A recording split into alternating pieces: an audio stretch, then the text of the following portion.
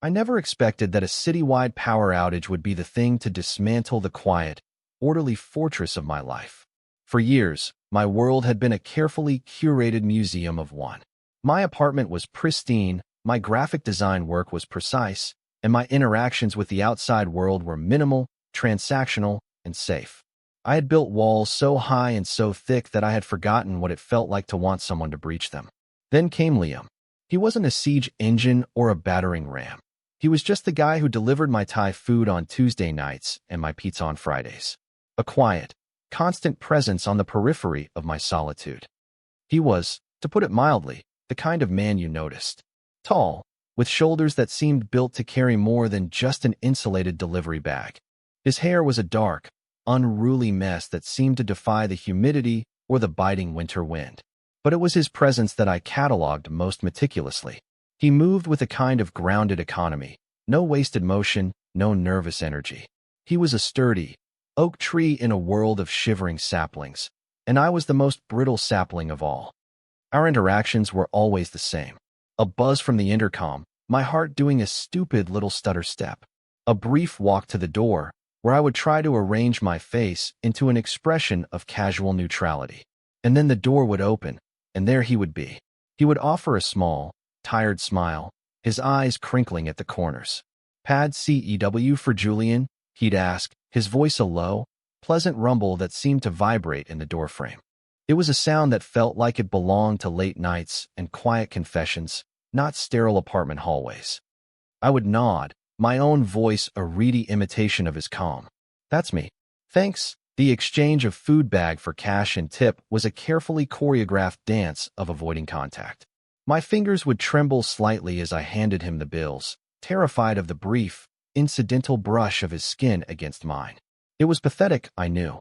I was a grown man, reduced to a bundle of nerves by a 30-second transaction. He would thank me, that small smile still in place, and turn to leave. I would close the door, lean against it, and listen to his steady footsteps fade down the hall, the scent of rain on his jacket and the faint, clean smell of his soap lingering for a moment like a ghost. The barrier between us felt absolute, insurmountable. He was the delivery guy. I was the customer. He was, in all likelihood, straight. A comfortable, easy assumption that kept my yearnings safely caged. He probably had a girlfriend, a life filled with friends and laughter, and the kind of easy connection I only observed from a distance, like a visitor in a gallery admiring a painting roped off from public touch. To him, I was just apartment 4B. An address, an order, a name on a receipt. He was a recurring character in my life. I was a fleeting, forgettable moment in his. And for the longest time, I convinced myself that was enough. It had to be. My admiration was a secret collection, stored away in the quietest corners of my mind. I knew the exact shade of green in his eyes when the hallway light caught them just right. I knew the way he'd shift his weight from one foot to the other when waiting for me to find my wallet. I knew the sound of his worn leather boots on the linoleum. These were my treasures, meaningless trinkets I polished in the lonely hours after he was gone. I would eat the food he brought, the warmth of the container a poor substitute for the human warmth I craved, and I would tell myself that this was fine. This was safe. This ordered loneliness was a fortress, and I was its king. I had everything under control. The storm arrived like a judgment. It had been threatening all day, the sky a bruised, angry purple. I watched from my fourth-floor window as the wind began to tear at the trees in the small park across the street, whipping them into a frenzy. I was finishing a project, lost in the familiar comfort of pixels and Pantones, the rhythmic click of my mouse a steady counterpoint to the rising howl of the wind outside. The lights flickered once, twice, and then, with a soft, final sigh, my world went dark. My monitors died, the ambient hum of the refrigerator ceased, and a profound, unnerving silence fell over the building, broken only by the escalating fury of the storm. Panic, cold and sharp, pricked at my skin. I hated power outages. They were a disruption of the highest order, a chaotic intrusion into my carefully managed environment. I fumbled for my phone, its screen a blinding beacon in the sudden gloom. No service. Of course. I took a deep breath, trying to quell the anxiety bubbling in my chest. It was just a storm. It would pass. But then I heard a faint buzzing sound. Not from my phone, but from the hallway. My intercom. My heart leaped. It was Friday. It was Liam. Driven by an instinct I didn't understand, I pulled open my apartment door. The emergency lights in the hallway cast a weak, ghostly glow. I saw him at the other end, near the elevators, silhouetted against the window that looked out onto the torrential rain. He must have just gotten in before the power cut completely. I stepped out into the hall, my socked feet silent on the carpet. "Hello," I called out, my voice sounding small and thin. He turned, and even in the dim light, I could see the familiar shape of him. "Julian? Hey, power's out everywhere." I think he started walking toward me. "Got your pizza." And then I heard it. A solid, definitive click from behind me. I turned slowly, a pit of ice forming in my stomach. I reached for the handle of my apartment door. It didn't turn. I tried again, pushing with my shoulder. Nothing. The building's new electronic security system, a recent and much maligned upgrade, had a fail-safe. In the event of a power failure, all doors defaulted to a locked state from the outside to prevent security breaches. I was locked out, in my socks, with no phone, no wallet, no keys. Just the t-shirt and sweatpants I'd been working in. A strangled laugh escaped my lips. It was a sound of pure, unadulterated panic. Oh no. Liam was standing in front of me now, the pizza box held in one hand. "What's up?" "I'm locked out," I whispered, the words feeling ridiculous as I said them. "The new system. It locks automatically when the power fails." I stared at the unyielding wood of my front door as if my gaze alone could will it open. My fortress had become my prison. He was quiet for a moment. I could feel his eyes on me, and the weight of his attention was suddenly overwhelming. I felt exposed, foolish. The calm, collected man from apartment 4B was gone, replaced by this shivering, helpless mess. The storm raged outside, a perfect mirror of the chaos erupting inside me. There was nowhere to go. Maintenance would be unreachable. My neighbors were likely hunkered down. I was well and truly stranded. "Okay," Liam said, his voice cutting through my rising panic. It was calm, steady, an anchor. "Okay, that's a problem." He looked down the hall, then back at me. The emergency lights flickered, casting his face in shifting shadows. "Look, my car's right out front. My place is only 10 minutes from here. You can't stay in the hallway all night." He shifted the pizza box. "Come on. You can wait out the storm at my apartment." The offer hung in the air between us, heavy and impossible. Go with him? To his home? The thought was both terrifying and electrifying. It was a complete obliteration of the carefully maintained distance between us. It was chaos. It was letting the world in. I should have said no. I should have thanked him and insisted I'd be fine, that I would wait for the power to come back. It would have been the safe, sensible thing to do. "Okay," I heard myself say, the word a betrayal of every rule I had ever set for myself. Yes, okay. Liam's apartment was nothing like mine. Where my space was a study in minimalist white and gray, a sterile gallery for my anxieties, his was warm, cluttered, and alive. We entered into a small living room lit only by the frantic, intermittent flashes of lightning from outside. He moved with a familiar ease, setting the pizza on a coffee table cluttered with books and what looked like architectural blueprints. I stood awkwardly by the door, feeling like an intruder, a ghost haunting the edges of someone else's life. The air smelled of sandalwood, old paper, and something else I couldn't place. A faint, clean scent of sawdust, maybe. It smelled like him. The thought made my skin prickle with a strange heat. He lit a few candles, their soft, flickering light pushing back the oppressive darkness and casting long, dancing shadows on the walls. The space resolved itself into a cozy den filled with worn, comfortable furniture, shelves overflowing with books, and framed sketches of buildings and furniture on the walls. It was a home, a real one. "Sorry about the mess," he said, his voice a low murmur in the quiet room. "Wasn't expecting company." "It's not a mess," I said, my own voice tight. "It's nice." I was intensely aware of my socked feet on his wooden floor, of the rain dripping from my hair onto his entryway rug. He seemed to notice my discomfort. "You're soaked." "Hang on." He disappeared into a darkened hallway and returned a moment later with a soft, gray t-shirt and a pair of dark sweatpants. "Here. These should fit, mostly. You can change in the bathroom, first door on the left." I took the clothes, my fingers brushing against his for a fraction of a second longer than necessary. The contact was like a static shock, a tiny spark in the dark. The fabric was warm from his touch, and as I held it, I caught his scent again, stronger this time. It was clean and masculine, a mix of soap and something uniquely him. My heart hammered against my ribs. I retreated to the bathroom, closing the door behind me and leaning against it, the borrowed t-shirt clutched in my hand. This was too much. Too close. The walls of my carefully constructed world were crumbling around me. When I emerged, dressed in clothes that were a little too big in the shoulders and a little too long in the legs, he had plates out and had opened the pizza box. The familiar, comforting smell of melted cheese and pepperoni filled the small space. "Hungry?" he asked, a small smile playing on his lips. It looked different here, in his home, softer and more genuine than the one he wore in my apartment hallway. We ate by candlelight, the storm providing a dramatic soundtrack of rumbling thunder and lashing rain. The awkwardness was a third person at the table, a tangible presence between us. I was hyper-aware of everything. The sound of his breathing, the way the candlelight carved shadows into the planes of his face, the casual grace with which he moved. My internal monologue was a frantic, screaming mess, cataloging every detail with a feverish intensity. His hands are strong. Look at the way he holds his fork. He's looking at me. Look away. Don't be weird. God, I'm being so weird. To fill the silence, I asked about the sketches on the walls. His face lit up in a way I'd never seen before. "Oh yeah? That's my real job. Or what I want to be my real job." He explained that he was a carpenter, a furniture designer. He worked in a shared workshop space, saving up to open his own studio one day. The delivery job was just to pay the bills, a means to an end. "I thought you were a student," I admitted, feeling foolish. He chuckled, a low, warm sound.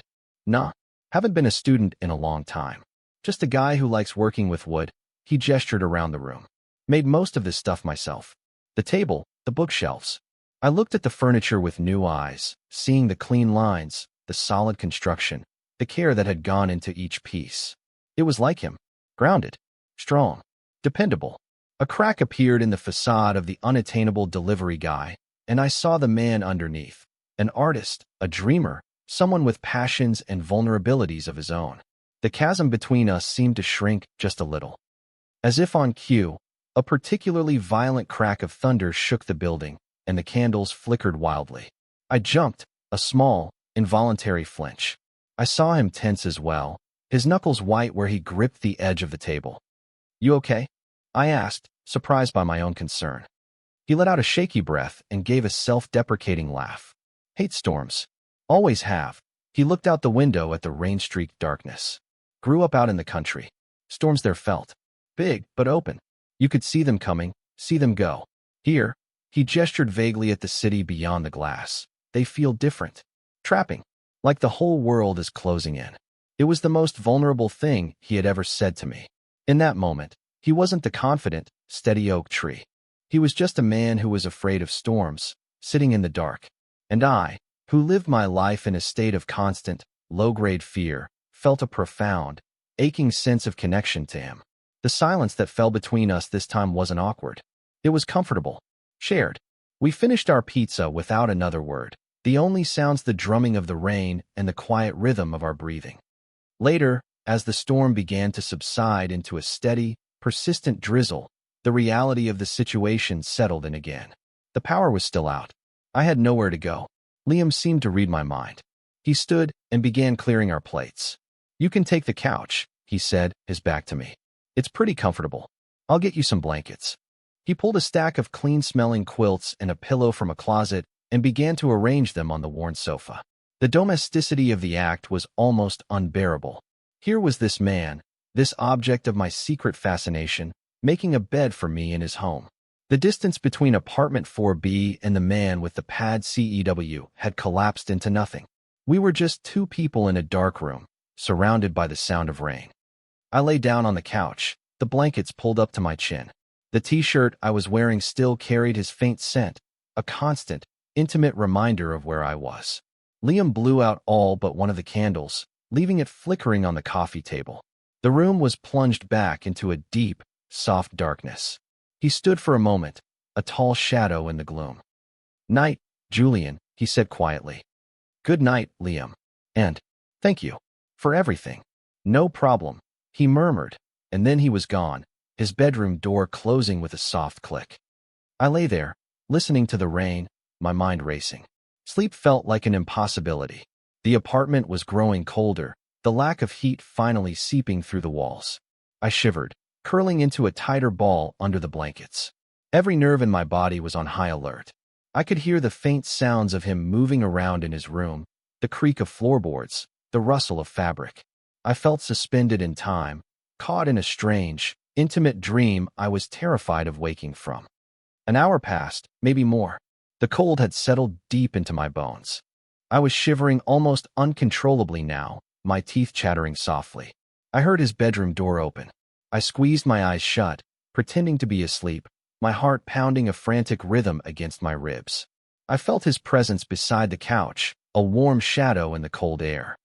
"Julian." His voice was a bare whisper. "You awake?" I didn't answer for a moment, my breath caught in my throat.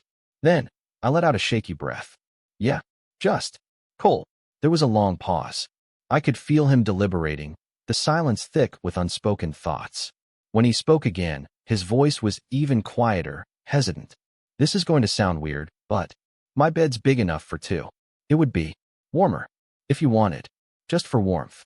The offer was a live wire, crackling in the space between us.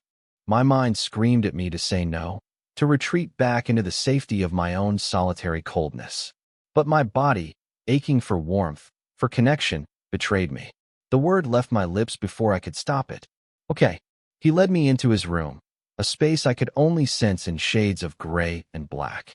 The one remaining candle from the living room cast just enough light to see the large, simple wooden bed frame.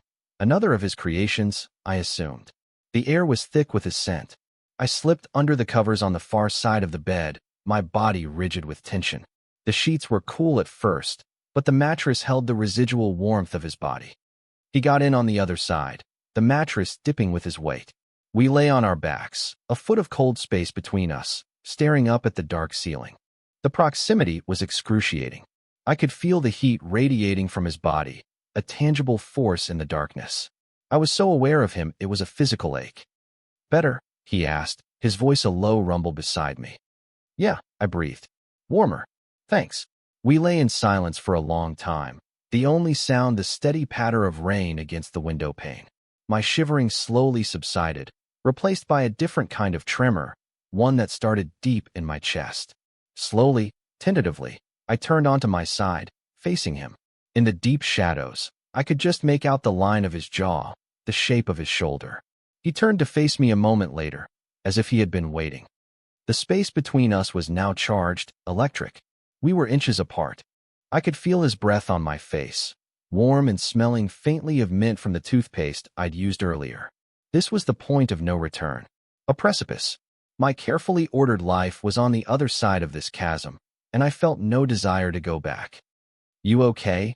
he whispered, the question a fragile thread in the darkness. I couldn't speak. I just nodded, a tiny, barely perceptible movement. He lifted a hand, his fingers hesitating in the air for a second before they came to rest on my arm, his touch gentle but firm. His skin was so warm. The simple contact sent a jolt through my entire system, short-circuiting every anxious thought in my brain. All that was left was this: the darkness, the rain, the warmth of his hand on my skin. He shifted closer, the space between us vanishing completely. His other hand came up to cup my jaw, his thumb stroking softly against my cheek. I leaned into his touch, my eyes fluttering shut, and then his lips were on mine. The kiss was slow, tentative. A question. It wasn't demanding or aggressive. It was searching, unbelievably tender. It tasted of mint and sleep and something that was just him, a flavor I felt I had been starving for without ever knowing it. I responded instinctively, my own lips parting slightly, my hands coming up to rest on his chest, where I could feel the steady, solid beat of his heart beneath my palm. The kiss deepened, his initial hesitation melting away into a quiet confidence. It was a kiss that spoke of unspoken things, of lonely nights and fleeting glances in a hallway.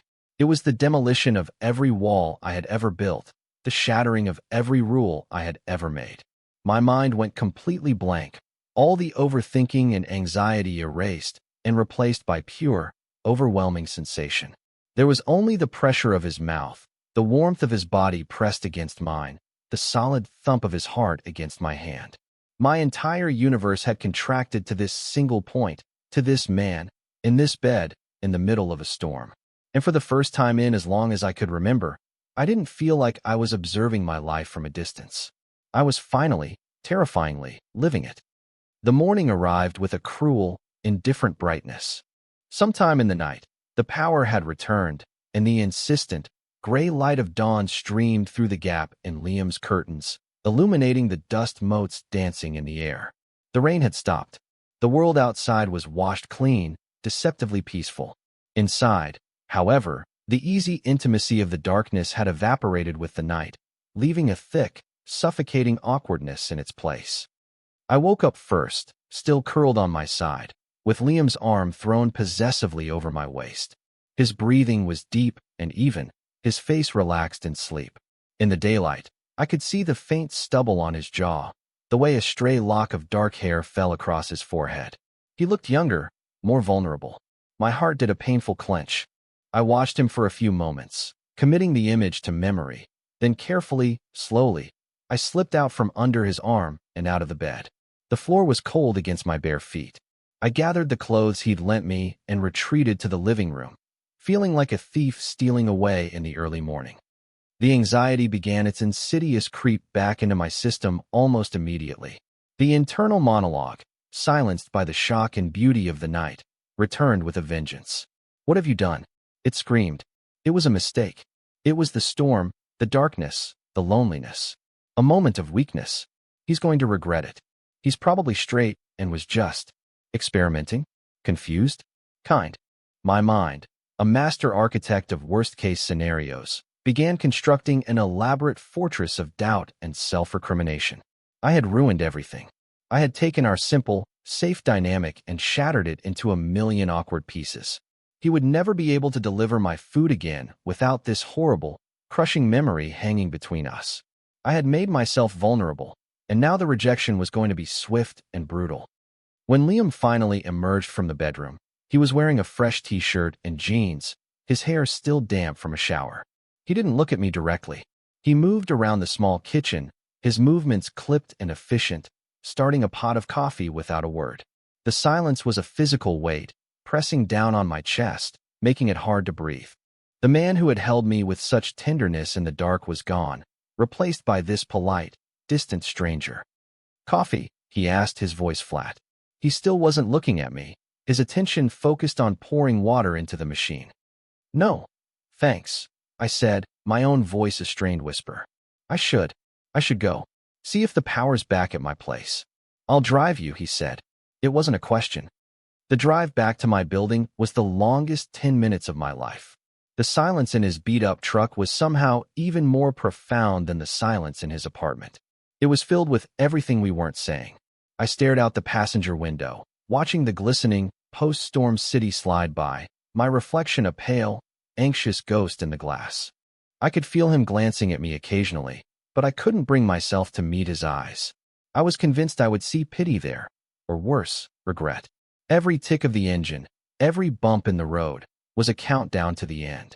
The final, awkward goodbye, after which I would retreat to my sterile apartment and rebuild my walls, higher and thicker than ever before. He pulled up in front of my building. The main lights were on. The ordeal was over. All I had to do was get out of the truck and walk away. Pretend last night never happened. It would hurt, but it would be safer. "Well," I said, my hand on the door handle, my voice unnaturally bright. "Thanks again. For everything. You really saved me last night." "Julian, wait." I froze. He had turned off the engine. The sudden silence was absolute. I forced myself to look at him. His expression was unreadable, his hands gripping the steering wheel so tightly his knuckles were white. "We should talk about last night," he said, his voice low and serious. My heart plummeted into my stomach. This was it. The letdown. The "I'm not gay," or "that was a mistake" speech. I braced myself, steeling my expression into one of polite understanding. "Liam, You don't have to.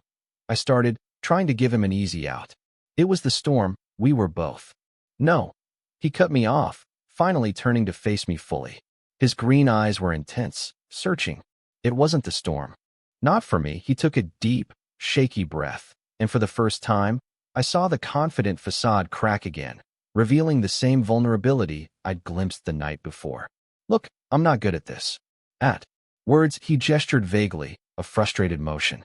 But I need you to know that last night. That wasn't an accident. I stared at him, my mind refusing to process his words. I've been noticing you for months, he continued, the words coming in a rush now, as if a dam had broken. Apartment 4B. Julian. The guy with the quiet smile who always looked so serious. He gave a small, humorless laugh. I started taking extra delivery shifts on your side of town, hoping I'd get your order. It's stupid, I know, but seeing you for 30 seconds at your door was the best part of my shift. My carefully constructed narrative of my own invisibility, of my status as a mere address on a receipt, crumbled into dust. He had seen me. All this time, he had seen me. When the power went out and I found you in the hall, he shook his head, looking down at his hands. It felt like, I don't know, a chance, an opportunity one couldn't let pass. I was terrified all night. Terrified I was reading everything wrong, that I was just the creepy delivery guy taking advantage of the situation. He looked back up at me, his gaze raw with sincerity. And this morning, I was quiet because I was scared. I thought maybe you regretted it. I thought I'd see it in your eyes and it would. I don't know. Break me. The air left my lungs in a whoosh. All my assumptions, all my anxious projections had been wrong. He wasn't distant because of regret. He was distant because of fear. The same fear that had been gnawing at me since I woke up. A single, nagging doubt remained, a final brick in my wall of self-protection. There was a picture, I said softly, in your living room, on the mantelpiece, of a woman. A flicker of confusion crossed his face, and then understanding dawned. A real, genuine smile spread across his lips, transforming his entire face. My sister, Sarah, he said, the relief in his voice palpable. She lives in Oregon. That was from her wedding last year. He reached across the center console, his hand covering mine where it still rested on the door handle. His touch was warm and sure. I'm single, Julian. And I'm very, very interested in you. It was my turn for the dam to break. The relief was so profound it felt like a physical release, a weight lifting from my soul. I order food I don't even want sometimes. I confessed, the words tumbling out, breathless and true. Just for the chance to see you. I have had the biggest, most pathetic crush on you for almost a year. He stared at me for a second, and then he started to laugh. It wasn't a mocking sound. It was a laugh of pure, unadulterated joy and relief. I found myself laughing with him, the tension that had been coiling in my gut for hours finally unspooling. Two idiots, sitting in a truck, terrified of the exact same thing. When our laughter subsided, the silence that fell was different. It was warm, full of promise. He squeezed my hand. So, he said, his voice soft again. Can I try that again? The kissing part? But with the lights on this time. I leaned across the console, and he met me halfway. This kiss was nothing like the first. There was no hesitation, no questioning. It was sure and deep and certain, a confirmation of everything that had just been said. It tasted of coffee and relief and the start of something new. It felt like coming home to a place I had never known existed. When we finally pulled apart, he rested his forehead against mine. So, he murmured against my lips. Can I get your number? Or do I have to wait for you to order a pizza? I gave him my number. The first text arrived before I had even made it up to my apartment. Just making sure this is real. My reply was instantaneous. It's real. Our first date was at a quiet diner a few nights later. It felt both thrillingly new and deeply familiar. We talked for hours, filling in the spaces that had previously been occupied by my imagination. I learned about his family, his dream of building custom furniture, his love for hiking in the mountains just outside the city. He learned about my work, my passion for clean design, my quiet life that hadn't felt quite so quiet since he'd stepped into it. He listened with an intensity that made me feel like the most interesting person in the world. The new dynamic was a delicate, beautiful thing. He came to my apartment, through the front door this time, with no food delivery bag. He looked at my design work, not with polite disinterest, but with genuine fascination, tracing the lines on my screen with his finger. "You build things too," he'd said, a look of revelation on his face. Just with light and color instead of wood, he saw the order in my life not as a weakness or a sign of fear, but as a form of creativity. I visited his workshop, a large, dusty space that smelled gloriously of cedar and pine and varnish. I watched him work, saw the way his large, capable hands could move with such precision and grace, transforming a rough block of wood into something beautiful and functional. I saw the passion in his eyes, the deep satisfaction he took in creating something real and solid. I was falling in love not just with the man I had built up in my head, but with the real, complicated, talented, and kind man who was letting me into his world. Our intimacy grew in the quiet moments. Cooking dinner together in his messy kitchen, our bodies brushing past each other in the small space. Lying on my pristine couch, which suddenly felt less like a museum piece and more like a comfortable place to be, his head in my lap as we watched a movie. The simple, profound comfort of holding his hand as we walked down the street. Each touch, each shared glance, was a brick being laid in the foundation of something new, something strong. One evening, months later, we were on my couch when a thunderstorm rolled in, a distant cousin to the one that had brought us together. The lights flickered once, threateningly. I tensed, an involuntary, muscle-deep memory of panic. Liam, who had been reading with his arm around me, pulled me closer, his embrace tightening. "Don't worry," he murmured into my hair, his voice a low, comforting rumble. "My place is close by if the power goes out." I looked up at him, and he was smiling that soft, genuine smile I had come to cherish. It was our joke now, a callback to the night my world had fallen apart and been put back together in a new, infinitely better way. I leaned up and kissed him, a slow, grateful kiss.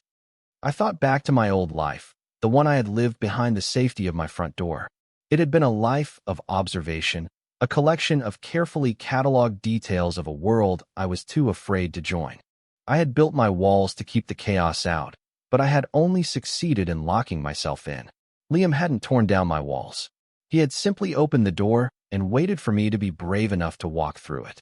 He showed me that vulnerability wasn't a weakness to be feared, but a bridge to be crossed. True safety wasn't in solitude.